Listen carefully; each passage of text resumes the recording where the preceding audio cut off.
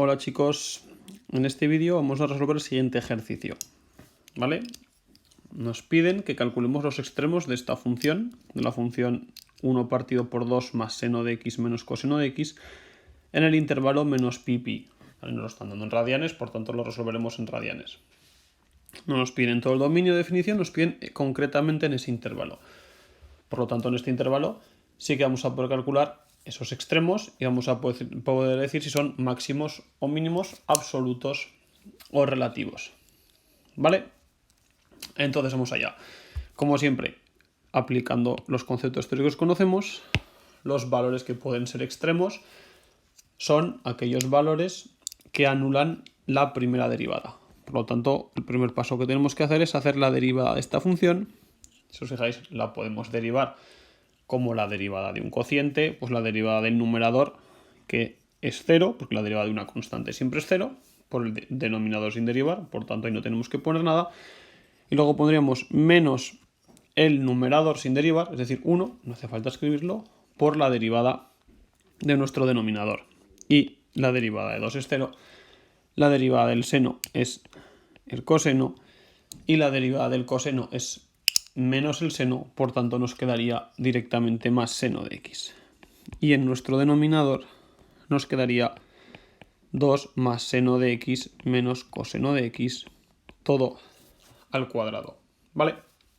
Como nosotros lo que tenemos que hacer es ver qué valores hacen 0 esa primera derivada, igualamos a 0, por tanto nuestro denominador no nos interesa, el menos tampoco en este caso nos interesa, ¿vale? Y nos quedaría directamente coseno de x igual a menos seno de x.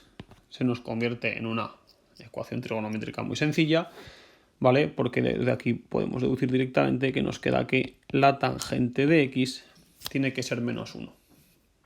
Nosotros sabemos perfectamente que la tangente de 45 es 1, que la tangente es positiva en primer y tercer cuadrante, por tanto, por una traslación sencilla, podemos saber que en segundo y cuarto cuadrante es cuando será menos 1, y por la traslación de 45, pues sabemos que esto nos puede ocurrir en 135 y en 315, ¿vale?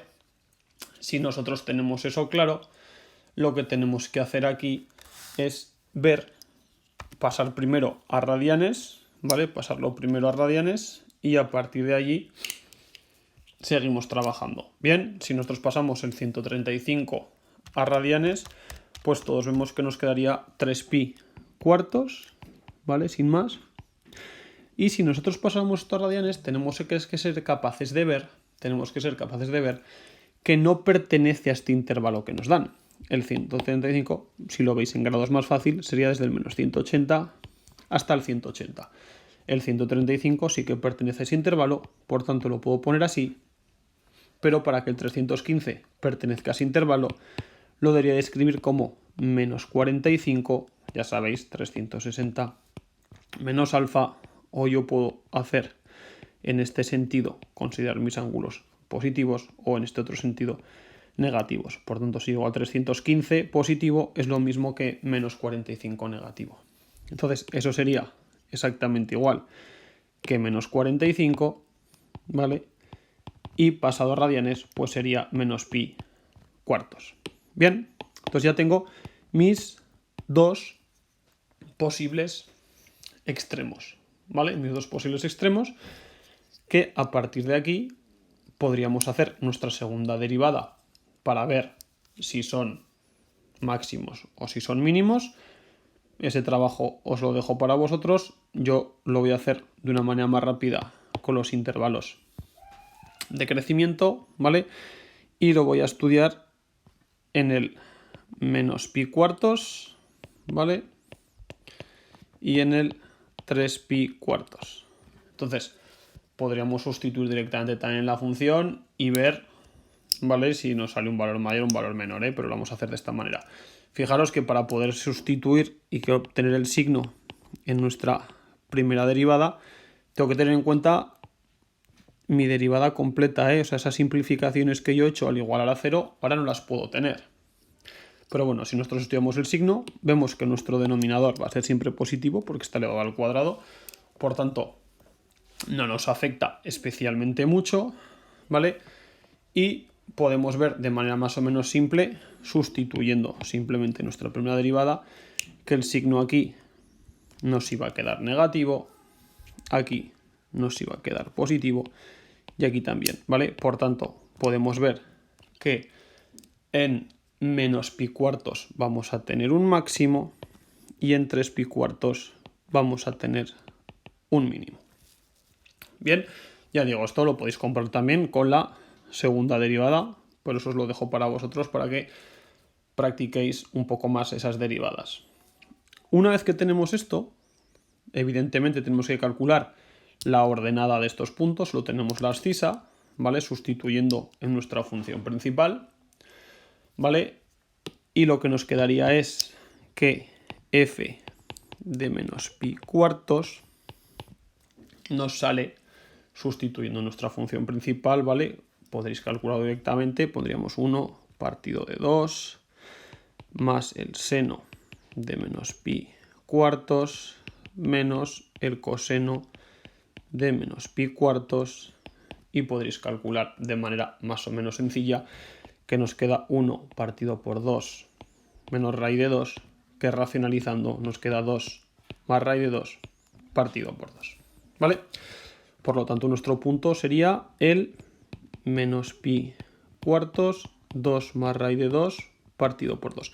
Si hiciéramos exactamente lo mismo con el 3 pi cuartos, no voy a hacer todo el proceso, veréis que nos queda 2 menos raíz de 2 partido por 2, ¿vale? Por tanto, tendríamos 3 pi cuartos 2 menos raíz de 2 partido por 2. Y este sería nuestro máximo y este sería nuestro mínimo.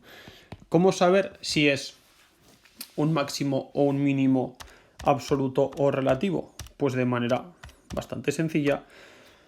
Nosotros lo que podemos hacer es calcular el valor en nuestros extremos del intervalo, es decir, en menos pi y en pi. Aquí vemos que la función está creciendo, por tanto podría ser un valor más pequeño, ¿vale? Y si nosotros calculamos f de menos pi, ¿vale? Podéis ver que me quedaría un tercio, y si calculo f de pi, podéis ver que también me queda un tercio. Como este valor es mayor que el mínimo, y este podría ser el valor más pequeño, porque mi función está subiendo, por tanto, en pi podría ser el valor más pequeño, pero es más grande que el mínimo que he calculado, pues entonces yo puedo decir que ese mínimo que he calculado es un mínimo absoluto. Y como en pi, que al estar la función subiendo hasta pi, podría ser un máximo, como este valor es más pequeño que el máximo que yo he calculado, también puedo decir que el máximo que yo he calculado es el máximo absoluto en ese intervalo. Bien, entonces, en este ejercicio en concreto, para este intervalo, los puntos que yo he calculado son máximos y mínimos absolutos y evidentemente también relativos, porque no existe ningún otro valor que haga cero esa derivada, no existe ningún otro extremo, ¿vale? Por tanto, son relativos y también absolutos.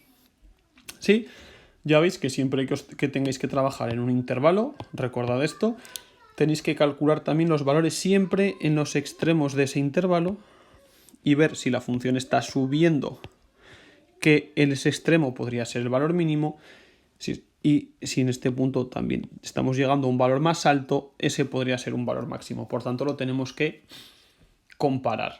¿Bien? Pues este es el ejercicio, chicos. Es tan sencillo como esto. Espero que lo hayáis entendido. Ya sabéis que podréis dibujaros la gráfica si quisierais para poderlo comprobar. Yo en este caso no os la he puesto, pero no es muy complicado ponerlo y veréis cómo justamente el máximo y el mínimo os aparecen esos puntos y que además son absolutos para el intervalo que nos dan. Así que nada, chicos, hasta la próxima.